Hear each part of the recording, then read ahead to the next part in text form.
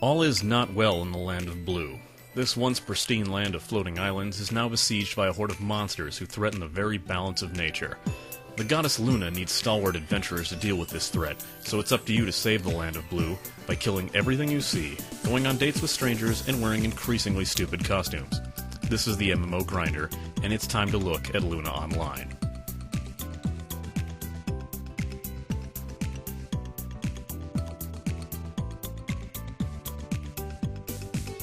A Korean MMO localized by gpotato.com, Luna Online is your basic fantasy MMORPG with swords, spells, monsters, but there's a few things that set it apart from the others. I've been playing the game on occasion since its North American beta back in 2009, and the game recently went through a change, so allow me to break the game down accordingly and take a closer look at the game's aspects.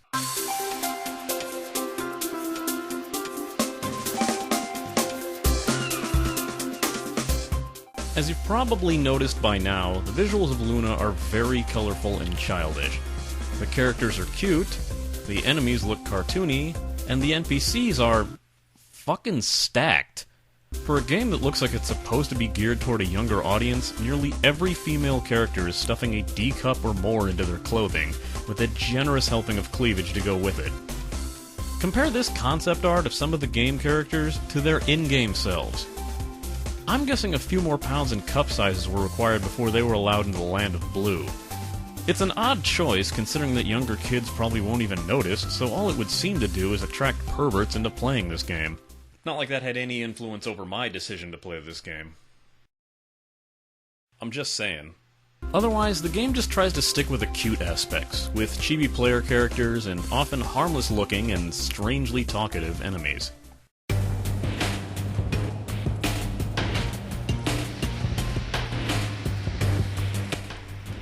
I have a confession to make. The music you've been hearing so far, that's not the game's soundtrack. Anymore. See, I'm a lazy bastard, and when I was first planning to review this game, this is the music they used with it. It was catchy, upbeat, and differed greatly from the standard MMO fare. While certain tracks wore thin, it mostly kept my interest, and didn't really fade into the background as so much MMO music often does. Unfortunately, the recent shift into Luna Plus brought about a few changes to the game, and the foremost being a completely different soundtrack. It's standard MMO fare now. Take a listen to this versus this, and you'll see what I mean.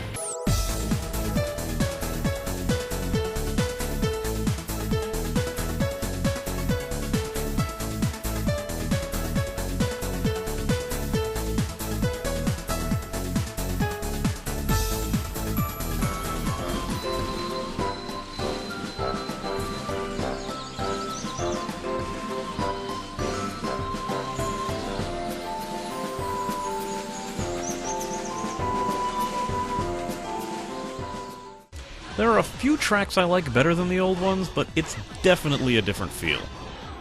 As for the sound, there's this strange tendency for the character to speak in some strange language when casting spells and attacks, so the game might get a bit noisy for some. They've also added sound effects where there once were none, like an annoying flapping sound if your character has wings.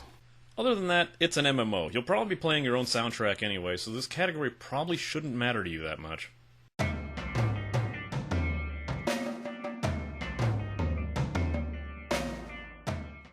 This is very much your basic fantasy MMO, so if you've played games like World of Warcraft, you'll have an idea what to expect. You start by choosing which server you want, Crescent or Eclipse. Crescent is far and away the most active server, so if you want to experience the game with a ton of people around, that's your best bet. If you find your PC choking when having to render that many people on screen, you might want to choose Eclipse. Character creation is simplistic. You're given a choice between two races, human and human with pointy ears. I'm an elf! An elf, damn it! You can choose to be a male or female, and your choices for customization are very limited. You can choose from a few hairstyles, each with their own hair color, and several facial expressions, each with their own eye color. After that, pick your entirely original name and click Create to start the game. You move by clicking somewhere on screen, and your character will move in that direction. If you're used to using the WASD keys to move, tough. You can't change it. When you want to select an enemy or NPC to target, click once, and if you want to attack that enemy or speak with that NPC, double-click them. Double-clicking is also the only way to activate skills on your action bar. Since most MMOs delegate this double-clicking to just clicking the right mouse button, you might find it hard to get used to it at first, or if you've recently switched over from playing another MMO. When starting the game, you'll first receive a brief welcome message from Luna, who will instruct you to speak to the first quest giver. If at any time you want some more simple instructions on how to play the game, you can click on the bulb in the upper corner to have the game talk you through some of the features. Most of the quests consist of the standard MMO fare: kill X amount of enemies, gather X amount of items, deliver item A to NPC B, so nothing here is out of the ordinary. There is slight fault in the game since the shift to plus, though, something that was originally around during the closed beta. I'm glad you've arrived, Xanthir. Are you ready to receive the first part of your training? First off, I'll need you to...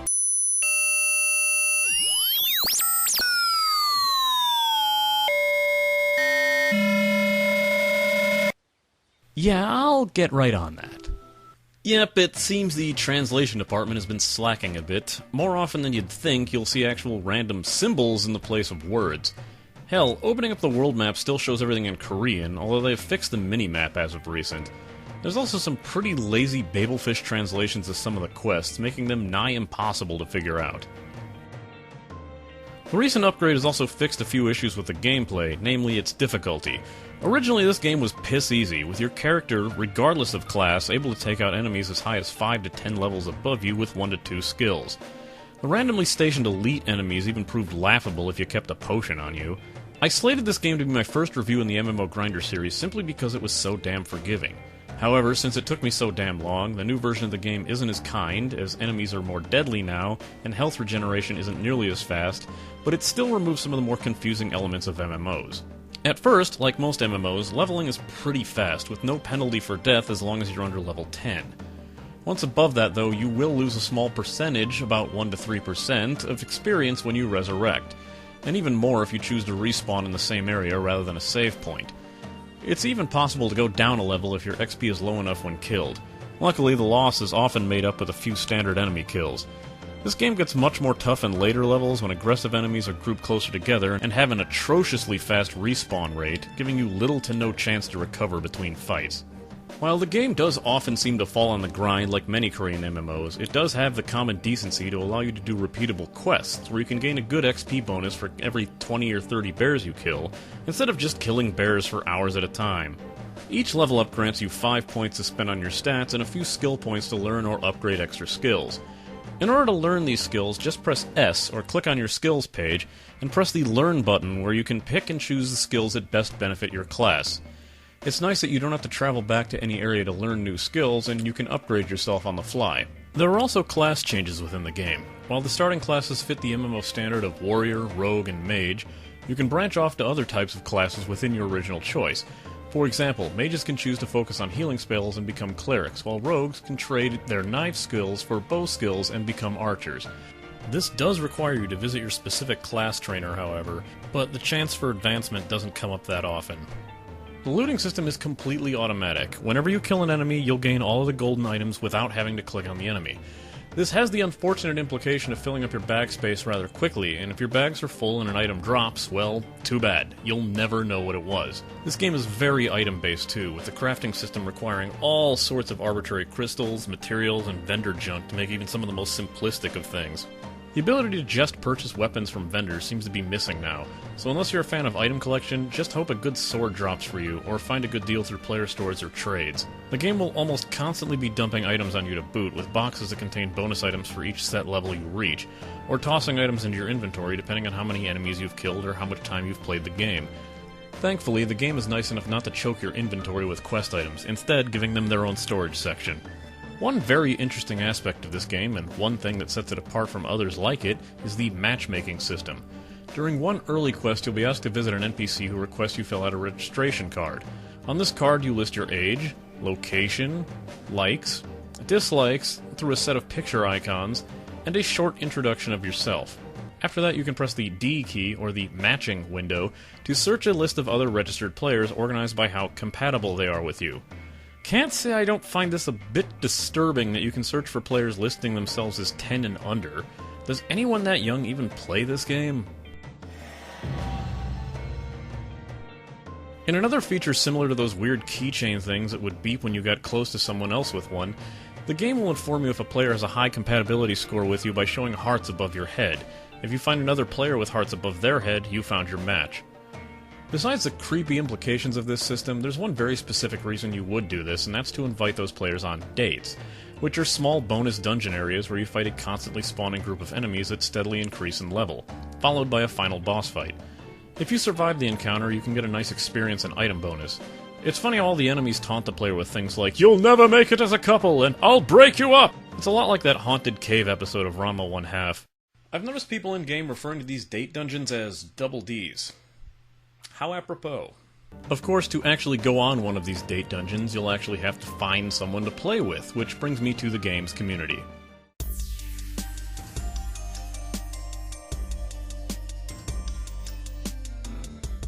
From what I've seen, many players are very quiet. Granted, I played most of my time on the Eclipse server, which is much lower population, but many of the people I came across wouldn't say a word, even in reply to you.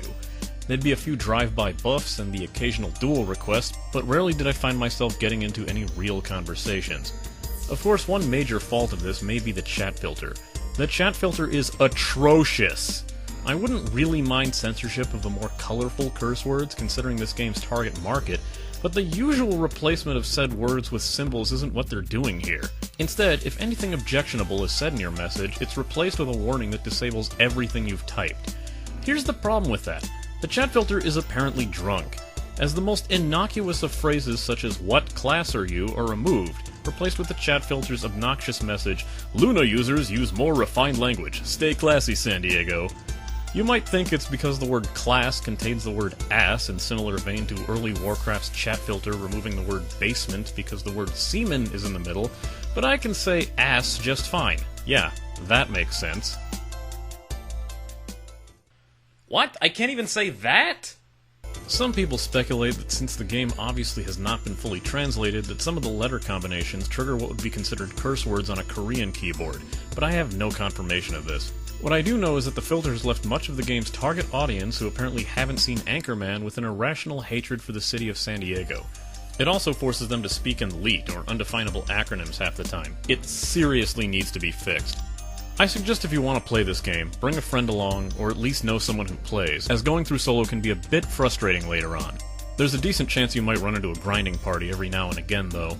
Otherwise, the most people you'll see in-game will be clogging up Alcar Harbor with their personal stores.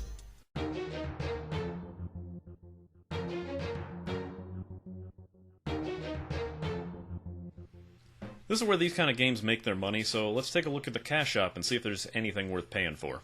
One of the first things you'll notice about Luna's cash shop is the varied choice of mounts you can purchase. Well, really more like rent, as the mounts, like most every cash shop item in Luna, have a limited usage, usually 7 or 30 days at a time. Mounts are a more welcome addition to the cash shop, as the game's travel was notoriously slow before the Plus upgrade. Mounts range from your typical rideable animals to more unique things, like a box being carried by birds, a cloud, or a floating patch of dirt. Some mounts can carry multiple party members. One of the more interesting items in the shop as well are purchasable carnival rides that grant you bonuses for riding them, as well as being able to set ticket prices for those who wish to ride them. Other items of interest include numerous costumes that grant stat boosts and bonuses, as well as scrolls that give bonuses to experience for a few hours or reset your skill points. Items cost usually anywhere between 500 to 1,000 G-potatoes, which roughly translate to 100 G-potatoes per dollar, and they can be only purchased in $10 increments, with a pretty inconsequential bonus amount given when buying in higher increments. If you do wish to part with some money for this game, you're probably best off getting mounts, as for the most part they can't be found in the game through normal means, and the experience scrolls are often given out as prizes for events and reaching certain levels. Also, as I've frequently mentioned, the game isn't all that hard to play.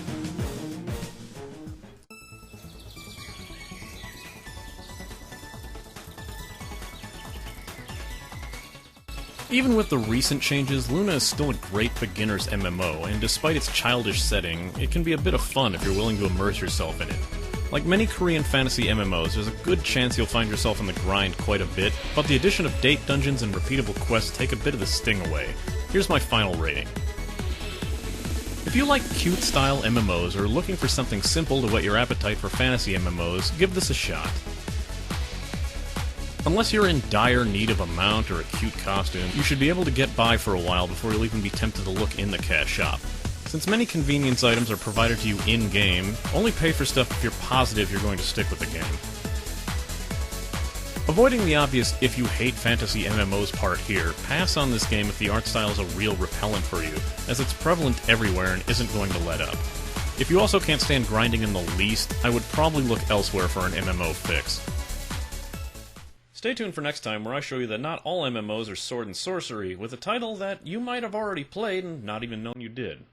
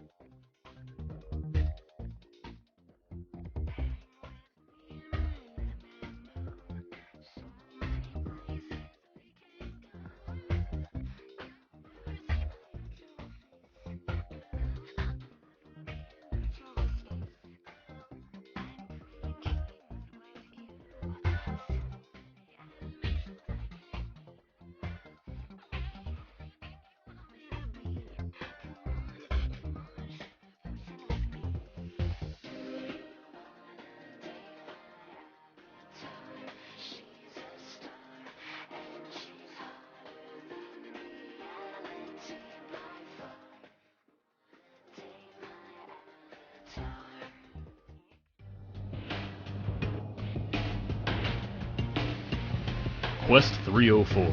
Yeah? Well, I'm begging you. Easy to find a just go black him to any attention. Inspect the well. Relative and absolute black in the face not to go work. No! Appears mainly in the area reported that the crossroads of chaos. Come on, so look closer. Yeah, I'll get right on that.